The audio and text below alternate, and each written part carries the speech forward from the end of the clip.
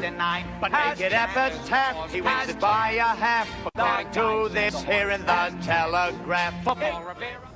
Hello racing fans and welcome back to Handicapper's Corner, brought to you by the Derby Bar and Grill. I'm Mike Heads along with Drew Forrester. We're going to go through the Sunday, May the 25th races at Hastings Racecourse. Should be a great afternoon, Drew. Weather keeps looking good. Our crowds are looking good. They got a nice card put together. Considering after a big weekend where we had a bunch of really good races. Preakness Day, and then we had, of course, the Holiday Monday, which was huge with two stakes races, and we will touch on one of them right now. The Johnny Longden 6,000 for older geldings here. They're in the gate. They're going 6.5 furlongs. The heavy favorite was the 3 title contender last year's BC Derby winner, and he did win the. Actually, we're going to go back. We're going back. Yeah, we're going to break again. That's all right. That's okay. Because I want you to see the break again. Yes, because title contender. Anyway, won the BC Derby last year, and it was and he had a great season for Peter Redekop and Anita Bolton. And he's the got things off to a good start. Heavy favorite here. Watch him, and he goes out with success rate. One of the Troy Taylor entries. That success rate on his inside. Rico Walcott's a very talented rider, but this was probably not his best ride. No, he would like to have this back. Because he's not like, it's not like he's on the inside, Drew. He's on the outside. He can do whatever he wants. He can sit a length off of this horse, or he's not getting any pressure from Taylor's Deal, who was out three wide with Mario Gutierrez aboard. But he's really forcing me, like 22 flat. Okay, that's comfortable. It's not brutal for these kind of horses. But this second quarter would be his undoing, and it's really no excuse to be doing this and trying to put away success rate when you know there's tougher horses coming at you. Yeah, absolutely. It's going to come up here. It's 44 and 3. It was 3, 44 and 3. Yeah, impressive. But I guess sometimes I know riders will get confident, or they can do anything with a horse. And this horse, he's got a big break on Taylor's Deal, who's currently in 3rd right now. Wildcat's in between horses, push grips at the rail. But here comes Taylor's Deal, widest of all. He's 3 wide, length 3rd. Under Super Mario. Yeah, another big run off a big layoff. And the 125 pounds and the lively fractions would definitely undid the 3-horse title contender. You're right about that. The weight did not help him. No, but maybe he'll get a break on the weights now. And should. Exactly. Oh, tough. 15 and 2. 15 and 2. 2 ticks off the track record. Not bad for a horse that runs it once a year. He ran last September. He'd been off a year. He came out last September. He came back and ran in the Derby Bar and Grill Express Stake. With all due respect to our wonderful Derby Bar and Grill Express Stake, these are not the same kind of horses as he faced today. No, he came back and won that race, and now has not run since. Comes back and beats the best horse on the grounds. Very impressive. It was impressive, and congratulations, Troy Taylor, North American Thoroughbred Corp. Great job getting this horse off the another lengthy layoff, and getting him to run at peak performance. And of course, congrats. Great to see Mario Gutierrez back in town for the day, but of course he went back to Southern California for this weekend. All right, 8 races on the Sunday program. Let's kick things off with some maiden $5,000 claimers, going 6.5 furlongs. I ended up on the 1-horse Captain Salt, big class drop, no secrets here. Getting out of those tough maiden high claimers, this horse should be the boss. I like him to win it. Not really a lot to expand on. Put the 5-horse Stone Ridge Cat. Horse has been working well. For trainer Rob Van Overshot, maybe my a bit of a roughie to throw in for 2nd. And I put the 3 Roy's Dream, who's been knocking at the door, in for 3rd. So I went 1, 5, and 3. But Captain Salt looks really good in the opener. I got the same horses. Captain Salt for the reasons you mentioned. Good connections, big drop. He's your winner. I put Stone Ridge Cat in 3rd. I put Roy's Dream in 2nd. I like Roy's Dream. At this level, he's in with 109 pounds. He's in light. Put him in 2nd. And Stone Ridge Cat, as you mentioned, first-time starter, owned by Lisa McPherson. Good girl. Yeah, good hard-working girl. Yeah, big fan of Lisa. And trained by her boyfriend, Rob Van Overshot. Works are good. In with a feather, Corrine Andos, 105. Put him in 3rd spot. 1, 3, and 5 in the first. On to the second. 2-year-olds again. The second 2-year-old race of the meet. This time they go for a price tag of $25,000. I've gone to the outside exclusively. The Troy Taylor barn has 2-year-olds ready, as good as anybody I've ever seen. Every year they always seem to win their first go. Helps. They are fit and they are ready. This horse gets a good draw on the outside. Top connections. Exclusively is my top pick. The second pick, I went down to the rail. Bay's Gal out of the Charlene Miller barn. Boyfriend Richard Hamill takes a call. Real Vein has produced some good horses. One of them that's running now at Hastings is one that I know Dino Condolinos has with him and likes, is Goliath, who's been running a million special weights in Stakes Company. So the breeding's there, the works look good, Charlene's off to a good start. I got Bayes Gal in the second spot. And in the third spot, Mighty Fraser of the Mike Anderson barn. I've told you I'm going to be picking Mike's horses all over the place this weekend. Works look good. Half brother to Pop, who was a very useful little horse. Another horse that Swift Thoroughbreds had. Mighty Fraser in the third spot, 6, 1, and 4. I got the same 3. I don't have a lot to add exclusively, and the connections are always dangerous going 3.5, or the first start of the year. They prep their 2-year-olds. They have excellent gallop people. They have excellent training facilities. They use Pegasus in November, December, January. Come to Hastings, and their horses are well met and well prepared, and they're quite advanced compared to other horses, and that's why they seem to just dominate in the 2-year-old divisions early in the year. And exclusively is going to be tough. I agree with Bayes Gal for second, good speed pedigree, and the 4-horse Mighty Fraser. Without sounding like your dad, but you're getting old when I think this is the third Mighty Fraser I've seen. Of course, Jerry Lucco had Mighty Fraser who won a pile of races probably 15 years ago. But this will be at least the second Mighty Fraser I've seen run. The second or third incarnation. Yeah. So 6, 1, and 4 for me in the second race. On to the third. We got some $4,000 claimers. Fillies and Mares here going 6.5 furlongs. I landed on the 3. My bailout. Really no secrets here. Horse that's on paper it should be better than these horses, and my bailout for me to win it, I put Little Miss Bean in for second. I thought a better than looked effort last time behind Miss Heatheridge, and I thought that was good enough to get her into the exactor anyway, and I put the 5-horse Rainbows in the Wood just because I see a lot of pace. I see my bailout, Danny's Chance, Susan. Well, definitely the 4 and 6 have a pile of speed. Yeah.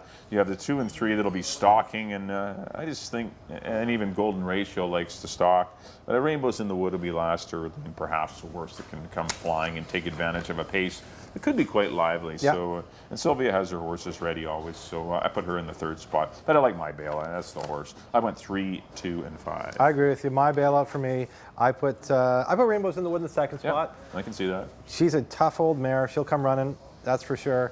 And I put Danny's Chant in the third spot. Has to start under her belt. She's very useful. Put her on Lasix too. First run on Lasix after the claims. Yeah. So, and gets in with a feather. Corinne Andrews. Of the speed, this one's going to last the longest, so I put her in the third spot. I got 3, 5, and 4 in the third. On the fourth, 3-year-old fillies claiming 6,000. 16,000, sorry. I know. Claiming It's me that 16,000. can't see half the time, but it is 16. That is 16. There's a 1 in front of that 6. I originally went to the 1. I changed my mind. I went to Rachel Run, another Mike Anderson horse. Just had the 1 out for maiden claiming, but won impressively. It wasn't a great time, 18 and 2, but okay for these kind of horses. Did everything I asked of her. I see her moving forward off that win. The only thing that scares me is Richard Hamill for sure had his pick, and he took Balancing Dancer out of the same Mike Anderson barn, but I'm hoping he's wrong. Brother's barn, Robbie's barn. Oh, sorry, no, yeah, Balancing Dancer out of Robbie Anderson's barn, sorry. And obviously he had his pick of the 2, but I'm going to guess he chose wrong here. I'm going with Rachel Run on the top. I put Appreciate the Roses out of the Anita Bolton barn, another one that broke her maiden first asking. Everything's going Anita's way, top connections, Appreciate the Roses in the second spot. And Balancing Dancer, the horse that Hamill chose instead of my top pick, Rachel Run, in the third spot. Those are the 3 horses here. I think they're all tough. I think you could interchange them. I ended up 5-1-3, but I'm not overly confident in the way I have them picked, but I like those 3. Play them in the early pick 4s or whatever your wagers you like to choose. Yeah, play a few in this race. It's just a tough race, and I can see a lot of them. I've left your top pick off, but I can see the horse winning. Yeah. The horse won easily, as you mentioned. You don't know how good the horse is. I mean, the horse did as much as it needed to do, the 5-horse Rachel Run. But Richard Hamill does leave town and heads for the 3-horse Balancing Dancer. But I went to the 2-horse Officer Mary. I'm going to try the Jim Brown trainee. This horse ran against Dossalina, which this horse came back and Dossalina ran huge. Yeah, she did. Came back and beat some nice fillies. And I don't think the way the race set up help Officer Mary at all. It was only 4 horses. The flow of the race was terrible for her. She was last early, only passed 1 horse, but she still needs to prove more, but I'm going to take a shot and put her on top. She was well backed in that race. Yeah, too. it was. But yeah, I was a little disappointed in her effort. But once I see Dossalina come back and win so impressively against top fillies, I mean, she didn't beat bums the other day. Yeah, she beat Bluegrass Miss, and she beat some nice fillies and did it in a nice style. Abida, there was other pretty good talented fillies in there that are better than these. But that's the only reason I'm trying her. But she still has to prove she can handle Hastings. I mean, she hasn't yet. She beat 1 horse. You can look on the positive side, she ran 3rd to Dossalina. On the negative side, she beat 1 horse. Someone has to run 3rd. So it's whichever way you want to spin the bottle. You'll know soon. Yeah, I know, that's right. I put the 3 Balancing Dancer in for 2nd. Just because Hamill left the other horse. Works are great. Hamill picks her, this horse had run some decent races last fall. And I put the 1, Appreciate the Roses, in for 3rd for the reasons you said. I went 2, 3, and 1 in the Sunday 4th. On to the 5th race. Got some $16,000 older geldings here. Going to go 6.5 furlongs. I ended up on the 4-horse Lorne 500. I like this horse. I liked him last time from the 10 hole. He got a brutal trip. He was number 10. Actually, there was a couple of scratches. He moved in a bit, but still, I had a brutal 4 and 5 wide trip the whole way. Yeah. He's much the best. He's your horse in here. I got to take him to win it. Put the 1-horse Michael Score. Going to give him another shot. He, disappointed me a little bit, but he got a little far back from the inside. Hopefully, he stay a little closer to the pace. And I put the 5 Bear Rock and Roll, who's always a cool dude. He always runs good races. Like him a little bit better going long, but he got a perfect ride by Rico Walcott last time to win it. Yeah. Scooted up the inside, saved every inch of ground, split horses. You couldn't have drew up a better map for a victory. And, he got every break. Will that horse get the same kind of trip? Probably not. And will the Lorne 500 get the same sort of brutal trip? Likely not. And that's why I think the tables will be turned. I went 4, 1, and 5. Yeah, Lorne 500 was very wide last time. Ryan Pacheco's off to a good start this year. He's got a few wins under his belt. Competent rider. It was not his best ride. Circumstances got him, but you're right. It wasn't his best, but it was his best ride. And I like Ryan a lot. Not only is he a competent rider, he's like as nice a guy as you've ever met. He's good, hard-working kid. So yeah, I just can't see things going that horribly wrong for him again. Because that day he was the best horse, and I think he's the best horse in the race again, and I got him on top as you do. I put Bear Rock and Roll in 2nd spot for the same reason. I think he can turn the tables on him, and I think Bear Rock and Roll, he's always tough at this level, so you can't leave him too far down. I did what you did. I originally had Michael's Glory in 2nd. I moved him to 3rd because Bear Rock and Roll is always tough. But Michael's Glory went 4th in here last time, and it's not like Jon Snow to put one right back in at the same price. No, the horse is live here. He's very live here. Our good friend Wayne Oliver, owner, always give a shout out to Wayne. He had a good run with Wilocat last weekend. He looks to keep his good luck moving forward with Michael's Glory. I got him in 3rd spot, 4, 5, and 1 in the 5th. On to the 6th race. Fillies and Mares, non-winners of 2 for 4,000. I've gone to your likely and obvious favorite here. Amadeo Perez and Mel Snow team up for It's Gold Baby. Got beaten by a very well-meant Beautiful Strike last time. Nobody's coming down to meet her here. There's no new horses. She's the horse to beat in here. It's Gold Baby. Put Allie's Bobcat, the horse that ran behind her last time. Everything seems to just make sense from this point kind of down. And another addition, the 3rd spot, Steve Henson horse that was 4th in that race. I just picked him. It's like a boat race. I picked him right. Yeah, well, the same order as they did last time. Beautiful Strike. Yeah. 3, 4, and 5. Right, it might happen. 3, 4, and 5 into the 6. Don't have much insight into that race.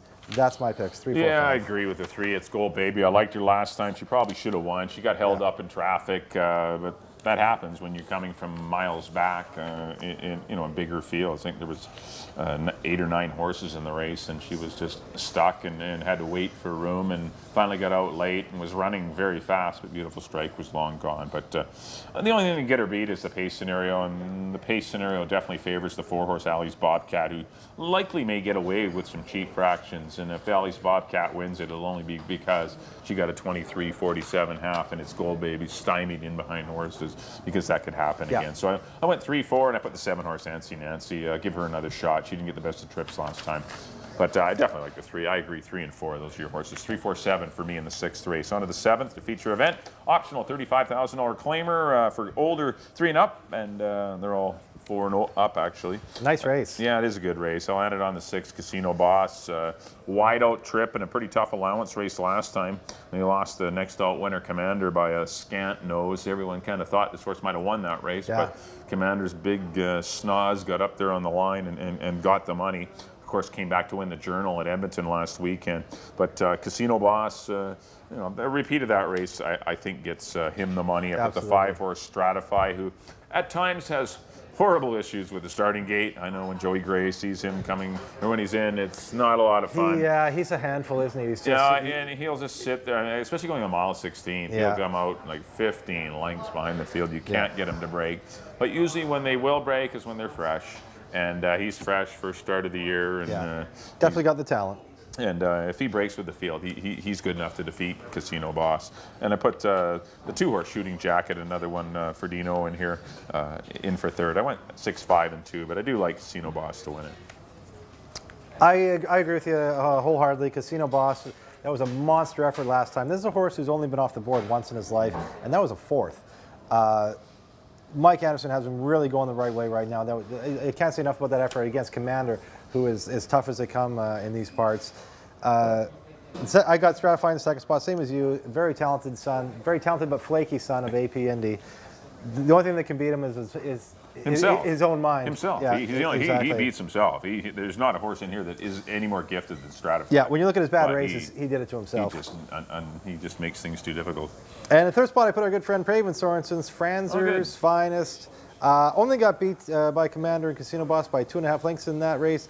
Moves to Amadeo Perez, our 2nd leading rider. Very hot Amadeo Perez for Phil Hall. Franzer's Finest in the 3rd spot. That little bit of extra ground is going to help him too. He's not a horse that wants to go 3/4. He's a horse that wants to go longer than 6.5 as well, but that extra half furlong is only to his advantage. Yeah.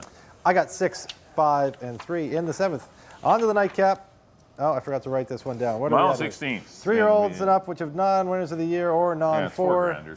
4-grander boys. I went to the 2. Texas Buccaneer, another one out of Mike Anderson's barn, and going for the late double. Him and Richard Hamill team up together again. 2 good seconds for similar condition races. Going a mile in Turf Paradise, just in April, so he's fresh. He's running fit. He's got a tan. He comes home ready to run. He gets Richard Hamill. Texas Buccaneer, cool horse. I've always liked Texas Buccaneer. In the 2nd spot, I went with the 6, Ray's Reno, horse that'll be on the lead and may be able to carry that speed. He's a tough old horse as well. When he gets on the lead and gets brave, he can be tough to run down. In the 3rd spot, I took a Fleet Mac, our good friends Doug and Margaret Corrigan. Hot Bug Girl Corinne Andros sticks with. I'll throw out that last race. The race before, first race of the year was good. Only got beat 3/4 of a length by Ice Rules.